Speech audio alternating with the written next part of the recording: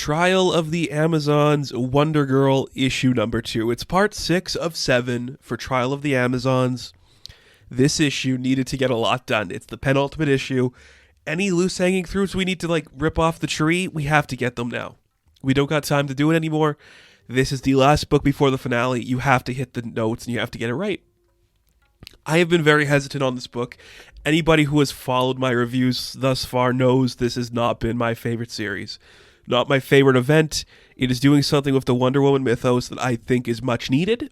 A reinvigorization of it, doing something creative and new. But it's not doing it in a way I love. And in particular, I think this issue has seriously missed the mark on certain things. But at the same time, okay, I like what you're doing. Of all the issues in this run, it's probably the one I like the most. And that's not a rearing endearment. It's just okay, I see it now. I understand the big picture we're playing. I understand exactly where we're going with this. You sold me.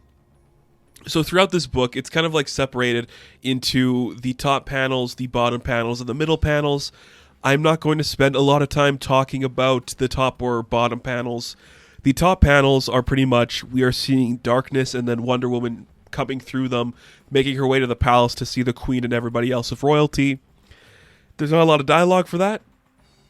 I don't feel need to connect that or say it, so I'm not going to really bring that up. Just know, part of this story, we are seeing Diana running to the palace. The other part of that is this great darkness plaguing over Themyscira, and we're seeing the other champions trying to get towards the palace as well. That's what this is. That's what we're seeing in those. The main meat of this book is the story of Cassie, Wonder Girl. Not the first Wonder Girl, but the one that a lot of people probably know.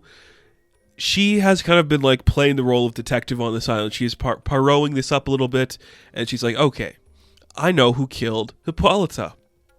So she's going to get all of the leaders together. Everyone's going to be set in the room, all the main players who are going to be accused, and she's going to tell them who actually killed Hippolyta. So while we're seeing the champions and Wonder Woman running back to the palace to stop this evil darkness from plaguing everything, we are seeing Cassie's detective skills. And this is the thing about the book. It's called Wonder Girl. It is part of the Yara Fleur journey. It's Joelle Jones doing the art and the writing.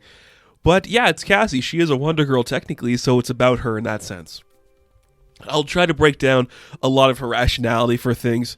So basically, she knows it's not Philippus because she was seen at the time when Hippolyta was still alive, and there was guards posted around that would see that. She knows it's not Nubia pretty much for the same reason. She's accusing Faruka at one point it. And she's okay, Faruka could clearly be in the same position as Hippolyta when it came to her drinking, and Atalanta kept filling up her drink, thus making it a certain thing where it's she might not be savory enough to actually enact in something like that. Kind of keeping that as the pace here. And she's is it Potira? It's probably not Potira because I remember something when I went to investigate Hippolyta's room, there was a distinct smell that I smelt of it's kind of this weird herb. They say it's this weird poisonous herb that is very toxic, and if you consume it, it really affects you.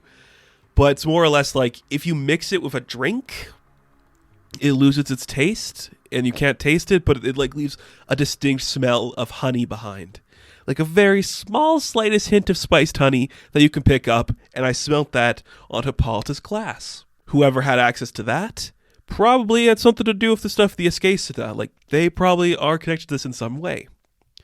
And I'm okay. I like that reasoning. I don't think it's bad. I'm getting behind it. I think it's working fine.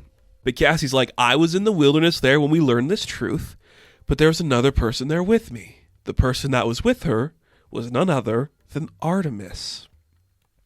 And we see Artemis actually killed her. She doesn't deny it. She's I'm not going to tell you my reasoning for killing Hippolyta. I'll take that to my grave. So whether the gods judge me for, I will take that with me as being my choice. I'm okay, interesting. That's something to do with Artemis. I think that's kind of cool. Weird choice. Okay, so why is the reason? Why did she do it? We don't know. She doesn't really say. But she confirms that she's the one that killed Hippolyta. Her reasons are her own. They're not for anything with the Escacita or Bana Migdal. She's not connected to any of those. This is her choice. She did it for herself.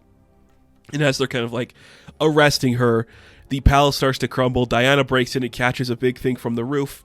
She's okay, what's going on exactly? and everyone else outside the palace are looking up at this big thing bursting through the rubble, and we see bursting through the rubble is literally Doom's doorway. Like, the actual doorway itself bursts from the ground and protrudes out there. And that's where the book ends. And, okay, I guess, I like a lot of this. Like, I say it every time. I've said it the entirety of her run on Wonder Girl. Joelle Jones is such a fantastic artist, and just seeing like the way that the colorist is working with her art, it's spectacular. It looks fantastic. And the pacing of this book, it's almost like what I wanted from the beginning. It's like Trial of the Amazons. The actual trials, not the champions running around doing this thing. It's like who killed Hippolyta. We're seeing like the trial of who is responsible for the death of their queen and their mother. That's cool to me. I love seeing Cassie get a big role like this because she's a character who needs this. Of any of these characters who need like the revitalization, it's Donna and it's Cassie. And that's not me like saying, oh, we should get rid of Yara. I'm just like, do something with those characters, and this is what that issue's doing. The fact that it's Artemis, okay, cool. The poison that she learned when she was with the Escacida in the jungles of Brazil, sure, I can get behind that.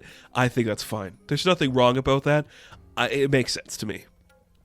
Just a lot of this book is just fast, it's easy, it feels like we're ramping up to a final issue that better be worth the hype, because so far, if this is all you've given us, it's a lot, but it's not that much. So, yeah, that's it.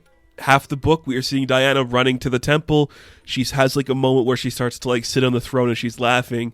And she's like, of all the places, this is amazing, where she like ends up in the throne room. It's like, okay, that's kind of fun. It's cool. Like, it looks great. All the characters look distinctive and unique. It's a fun mystery that kind of like sets itself up. The fact that we don't reveal it leads me to believe we're going to talk about it in the next issue. Or we better talk about why Artemis did it in the next issue, because why else would we hide that fact? I don't know. We should really explore that idea and say it.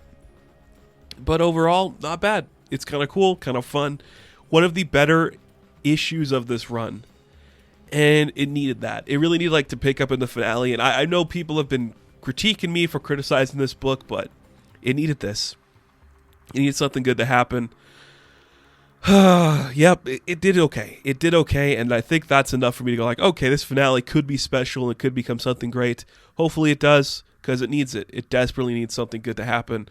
It's been kind of stale, but cool. Good work, Cassie. You solved the case.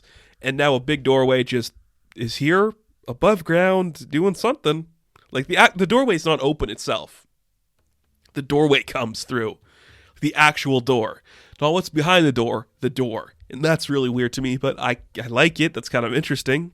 So, Trial of the Amazons, Wonder Girl, issue number 2, the 6th part of the Trial of the Amazons storyline. I am going to give a 6 out of 10. Now, thank you guys for watching this review. Be sure to like and subscribe to the channel. As always, you can check me out on Instagram, TikTok, and Twitter. As always, I will catch you in the next one. Have fun. Stay safe. Good luck.